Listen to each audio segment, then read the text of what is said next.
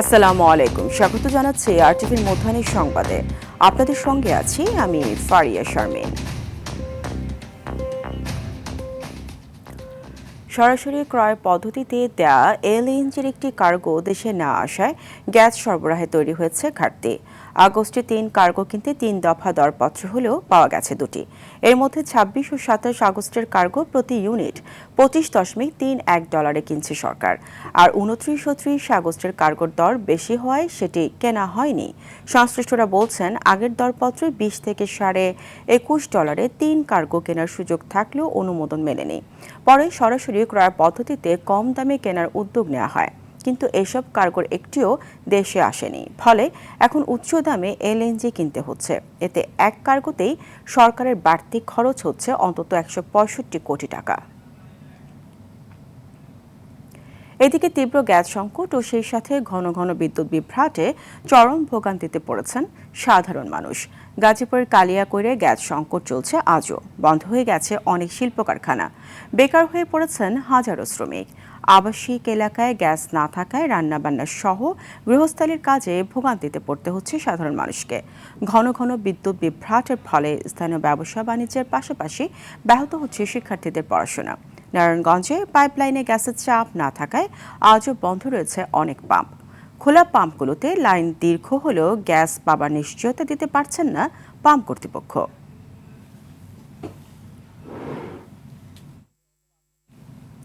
এ নিয়ে আরও জানাতে সাভারের আশুলিয়া থেকে সরাসরি যুক্ত হচ্ছেন সহকর্মী ওমর ফারুক।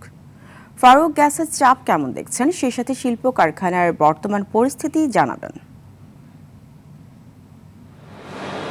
ফারিয়া, আপনাকে ধন্যবাদ। আমি আপনাকে জানিয়ে রাখছি, শিল্পাঞ্চল আশুলিয়া, সাভার সহ যে আশপাশের শিল্প কলকারখানা এলাকা রয়েছে সে সকল শিল্প কলকারখানা কিন্তু গ্যাস সংকটে তারা চরম বিপর্যয়ের মুখে পড়েছেন, এমনটাই আমরা জানতে পেরেছি। দীর্ঘদিন ধরে কিন্তু শিল্প কলকারখানার উৎপাদন ব্যাহত হচ্ছে এবং বেশিরভাগ কারখানায় কিন্তু উৎপাদন বন্ধ রয়েছে গ্যাস এবং বিদ্যুৎ সংকটের কারণে। তবে গতকাল থেকে কিন্তু কিছুটা গ্যাসের উন্নতি হয়েছে, এমনটাই জানিয়েছেন কর্তৃপক্ষ। তো গতকাল থেকে কিন্তু যেখানে আগে 1 এবং 2 PSI ছিল, এখন কিন্তু সেটি বেড়ে কিন্তু 4 PSI হয়েছে, এমনটাই জানিয়েছেন সিএনজি স্টেশন কর্তৃপক্ষগুলো। এছাড়াও বিদ্যুতের যে লোডশেডিং সেটি কিন্তু সামান্য কমেছে এবং আজকে আমরা বিদ্যুৎ অফিস সূত্রে যেটা জানতে পেরেছি, আজকে তাদের চাহিদা ছিল 463 মেগাওয়াট বিদ্যুতের চাহিদা ছিল, কিন্তু তারা পাচ্ছেন 433 মেগাওয়াট, অর্থাৎ 30 মেগাওয়াট বিদ্যুৎ কিন্তু ঘাটতি রয়েছে, যে কারণে বিদ্যুতের লোডশেডিংয়ে যেতে হচ্ছে বিদ্যুৎ কর্তৃপক্ষকে, এমনটাই জানিয়েছেন পল্লী বিদ্যুৎ সমিতি 1-এর general manager, senior general manager আমাদেরকে এমনটাই জানিয়েছেন। এছাড়া এই শিল্পাঞ্চলের মানুষ সারাদিন কিন্তু শিল্প কলকারখানায় কাজের পরে কিন্তু তারা বাসায় ফিরে যখন দেখেন বিদ্যুৎ নেই, গ্যাস নেই, তারা রান্নাবাড়া করতে পারছে না, খেতে পারছে না এবং রাতে তারা ঠিকমতো ঘুমাতেও পারছে না, এমনটাই অভিযোগ করছেন শিল্প অঞ্চলের যে সকল শ্রমজীবী মানুষগুলো আছে তারা এমনটাই জানিয়েছেন। তো শিল্প কলকারখানার উৎপাদনও ব্যাহত হচ্ছে, যে কারণে শিল্প মালিকরা কিন্তু লাখ লাখ ডলারের ক্ষতির সম্মুখীন হচ্ছেন, এমনটাই জানিয়েছেন। এছাড়া সিএনজি স্টেশনগুলোতে আমরা সকাল থেকে দেখেছি দীর্ঘ লাইন, সিএনজিতে নিতে আসা যে সকল চালক এবং হেল্পার রয়েছেন তারা কিন্তু ঘন্টার পর ঘন্টা লাইনে দাঁড়িয়ে রয়েছেন।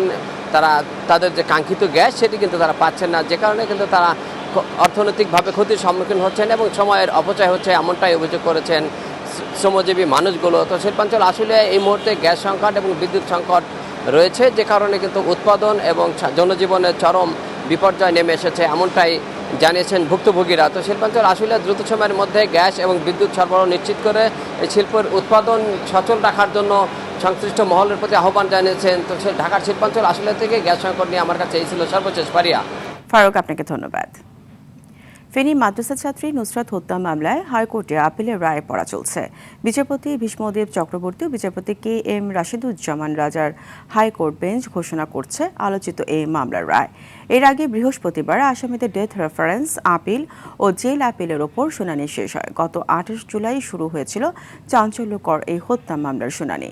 2019 সালের 27 মার্চ নুসরাতকে শ্লীলতাহানি করার অভিযোগে গ্রেপ্তার হন সোনাগাজী ইসলামিয়া ফাজিল মাদ্রাসার তৎকালীন অধ্যক্ষ সিরাজউদ্দৌলা।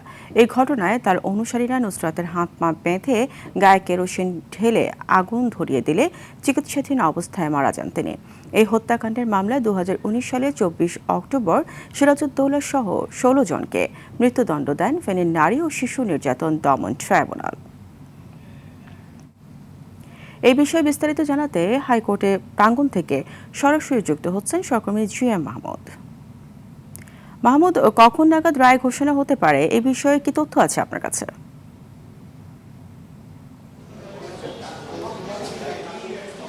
ফারিয়া সকাল 10:30টার দিকে বিচারপতি বিষ্ণুদেব চক্রবর্তী এবং KM রাশেদুজ্জামান রাজার হাইকোর্ট বেঞ্চ কিন্তু রায় পড়া শুরু করেছেন এবং আরও কিছুক্ষণ সময় লাগবে। আমরা যতটুকু জেনেছি 1টা থেকে 1:30টার মধ্যে হয়তো এই রায়ে আসামিদের কী সাজা হলো সেটি হয়তো ঘোষণা করা হবে।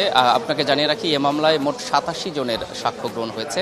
সেই সাক্ষীদের জবানবন্দির যে সামারি সেটি পড়ে শোনাচ্ছেন। একই সাথে যুক্তিতর্ক উপস্থাপনে আসামি পক্ষের আইনজীবী, রাষ্ট্রপক্ষের আইনজীবী তারা কি যুক্তি উপস্থাপন করেছেন সেগুলোও কিন্তু আদালতের কাছে তুলে ধরছেন বিচারপতিরা। এই বিষয় নিয়ে একটু সময় লাগছে। আর আপনি জানেন যে মোট 16 জনকে এই মামলায় মৃত্যুদণ্ড দেওয়া হয়েছে। এই 16 জন গ্রেপ্তার রয়েছেন। সেই প্রেক্ষাপটে রায়ে এই 16 জনের মৃত্যুদণ্ড বহাল থাকে কিনা বা সাজা কমে আসে কিনা এই বিষয়টি এখন আসলে আলোচনার কেন্দ্রবিন্দুতে পরিণত হয়েছে। চাঞ্চল্যকর এ মামলা নিয়ে আপনাকে জানিয়ে রাখি যে রায়কে ঘিরে আদালত চত্বর কিন্তু নিরাপত্তার চাদরে বেষ্টিত রয়েছে। আর আইনশৃঙ্খলা বাহিনীর পর্যাপ্ত উপস্থিতি কিন্তু আমাদের চোখে পড়েছে। একই সাথে আসামি পক্ষের স্বজনরা কিন্তু এজলাসে উপস্থিত রয়েছেন। নুসরাতের স্বজনরা তারাও কিন্তু এজলাসে রয়েছে, তাদের সাথে কথা হয়েছে।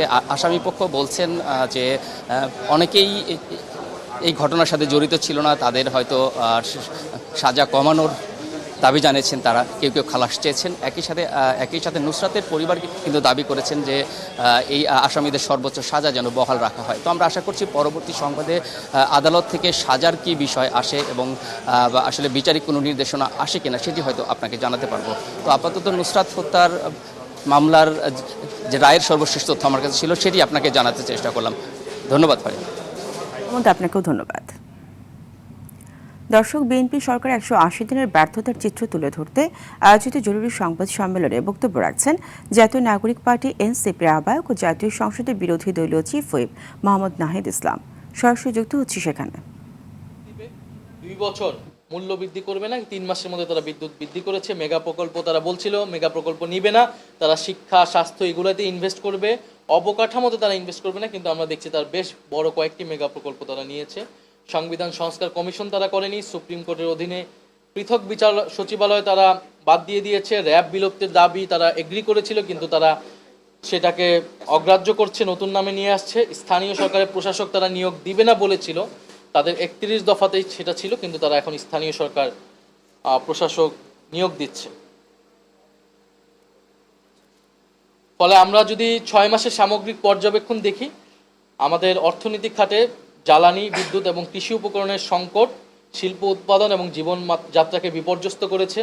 সিন্ডিকেট ভাঙার বদলে নতুন অংশীদারিত্ব তৈরি হয়েছে।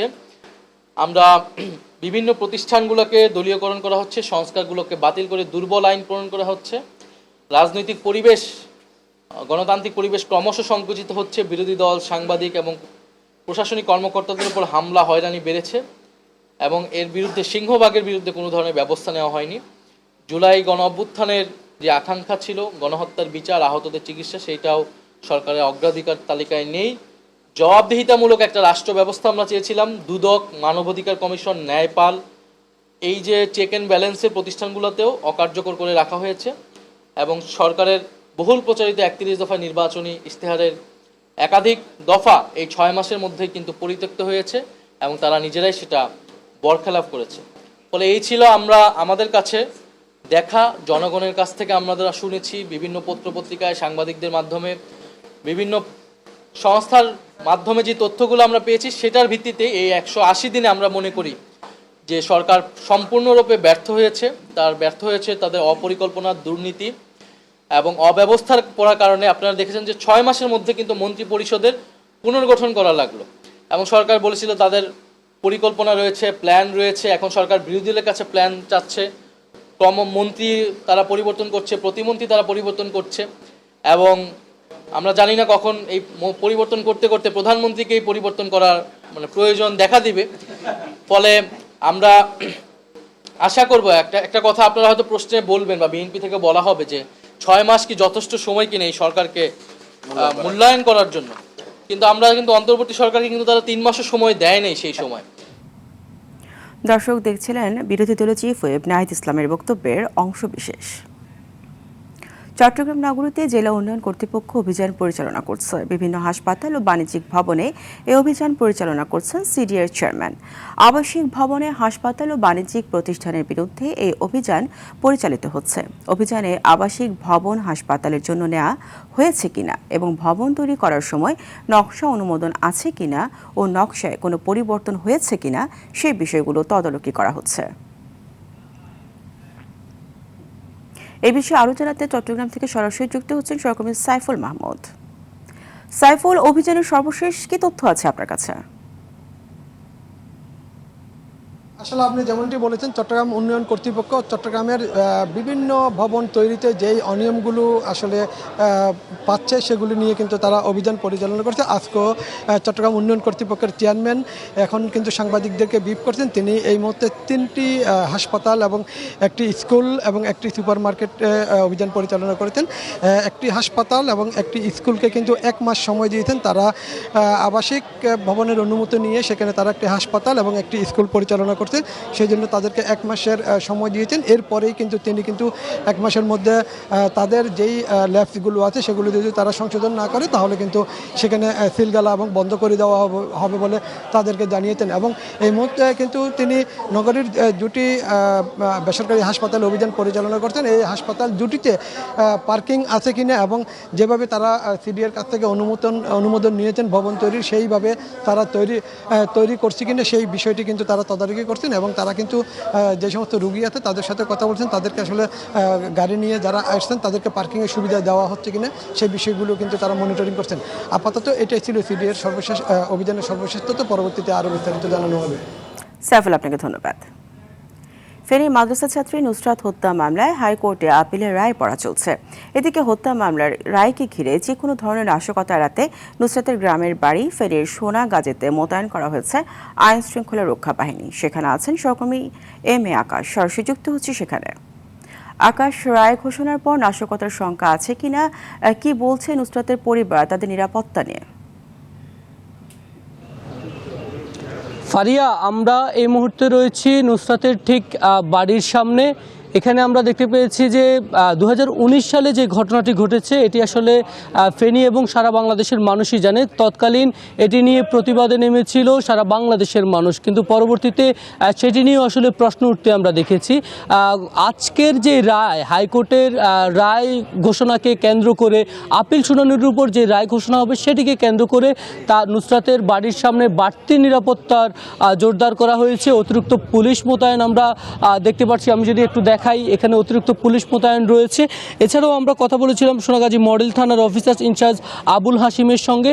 আবুল হাশিমও আমাদেরকে জানিয়েছেন যে এই রায়কে ঘিরে কিন্তু এখানে যেন কোনো ধরনের অপ্রীতিকর ঘটনা না ঘটে তার জন্য বাড়তি নিরাপত্তার জোরদার করা হয়েছে। আমি যদি একটু তথ্য যোগ করি, 2019 সালের এই ঘটনাটির পর সবসময় কিন্তু পুলিশি পাহারার মধ্যেই ছিল এই পরিবার, এবং সেখানে আমরা যতটুকু জেনেছি যে 2 জন পুলিশ সদস্য এখানে নিয়মিত তাদের পরিবারকে নিরাপত্তা দিয়ে আসতো, এবং সেটি আজকে বাড়ানো হয়েছে। তার পরিবার দাবি করছে যে তারা ফেনীর নিম্ন আদালতে 16 জন আসামির যে মৃত্যুদণ্ডের রায় সেটি কার্যকর করবে। অন্যদিকে আসামি পক্ষে বলা হচ্ছে যে এখানে অনেক নিরপরাধ মানুষকেও ফাঁসানো হয়ে থাকতে পারে এবং উচ্চ আদালতে তারা আসলে ন্যায় বিচার পাবেন বলে প্রত্যাশা করছে। সবকিছু মিলিয়ে আমার কাছে ফেনীর নুসরাতের বাড়ির সামনে থেকে এখনকার মতো এই ছিল সর্বশেষ। ফারিয়া। আকাশ, আপনাকে ধন্যবাদ। মধ্যাহ্ন সংবাদ এই পর্যন্তই। দুপুরের সংবাদ 2:15 দেখার আমন্ত্রণ রইল। ধন্যবাদ সবাইকে।